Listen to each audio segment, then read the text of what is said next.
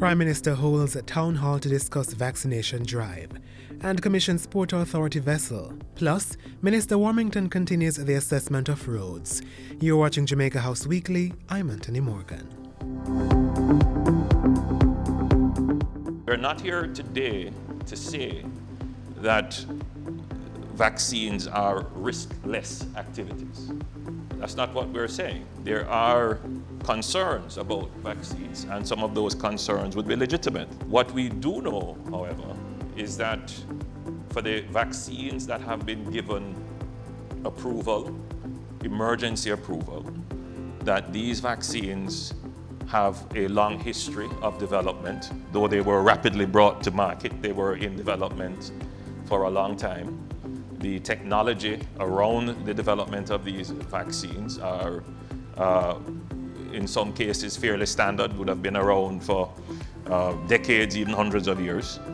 And the new technology is well tested and well proven as well. Prime Minister Andrew Holness making a case for persons to take the COVID-19 vaccines. Mr. Holness says research has shown that there's a low risk of adverse reactions to the vaccines. According to the Prime Minister, for the country return to normal, economically and socially, involves achieving herd immunity, and this means persons must get vaccinated. The time is now. We have vaccines. We have enough vaccines that if you should come out tomorrow, we'll be able to vaccinate everyone who would come. So I'm appealing to Jamaicans and to persons who are living here, please take the vaccines. The best vaccines is the one that is available. The Prime Minister was speaking Thursday at a vaccination town hall dubbed Stay Safe, Vaccinate. It's part of government's enhanced interaction with the public to get every single Jamaican to voluntarily take the vaccine. On Wednesday, Prime Minister Andrew Holness commissioned into service the Port Authority of Jamaica's utility vessel, the Jamaica 3. The acquisition of the Jamaica 3 is in line with the government's thrust to modernize public infrastructure and to leverage technology. As a country, we have underinvested in infrastructure and equipment over decades. The vessel replaces the 42-year-old Jamaica 2 and will be used to maintain navigational buoys and beacons, as well as 2 offshore lighthouses at the Morant and Pedro Keys. Mr. Holness says investments such as these will further enhance Jamaica's shipping industry.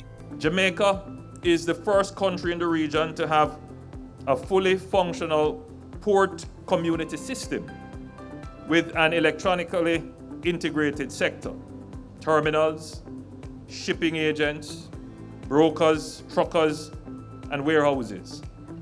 Cargo clearance times have substantially improved, and the Jamaica Doing Business Index has advanced significantly. In the meantime, the Prime Minister says the Port Authority of Jamaica and the Ministry of Health are jointly working on protocols that will allow cruise ship operations to resume safely on the island. Mr. Holness says the government will have to look at balancing both public health and the economic well-being of citizens. We are expecting to have cruise shipping return to Jamaica very soon with strict protocols that will enable persons who have had their livelihoods decimated by the pandemic to have some hope even. And at the same time, with the maintenance of the protocols, that no life is lost because of complacency or carelessness. The minister responsible for works in the Ministry of Economic Growth and Job Creation was out in the field this past week.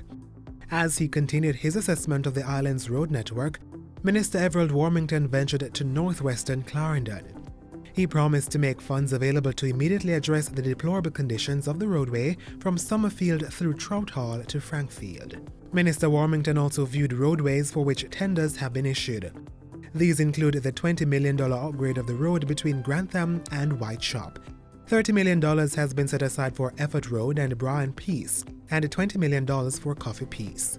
The breakaway at Victoria will be improved by $28 million. $110 million has been earmarked for the Southwood Bridge, while overlay works will begin soon on the Andrew Hill Main Road. The others that we look at the Victoria Thompson Town Road, the Copperwood. We have the Troughall Breakaway, Coffee Factory Breakaway. Quite a few places here we need to look at. Grantham Breakaway, Sanguinetti Cross Trains, Smithville Cornell Breakaway, Leicester 9 turn. Leicesterfield and 9 turn. These are areas that badly need to be addressed and repaired, and I've asked the team to scope, give me some estimate. And the Ministry of Economic Growth and Job Creation last week issued a reminder of the August 31 deadline for its low-cost housing design competition.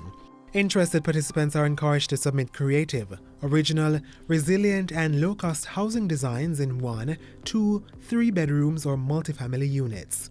The winning design in each category will serve as a model for the nation's social housing program, with a $1 million prize for first place, $500,000 for second place, and $250,000 for third place. It's open to all nationals regardless of their country of residence and is targeting engineers, architects, builders, and students from the built environment. Application submissions may be done individually or in teams of no more than 5 persons and should be sent to low-cost housing design at megjc.gov.jm.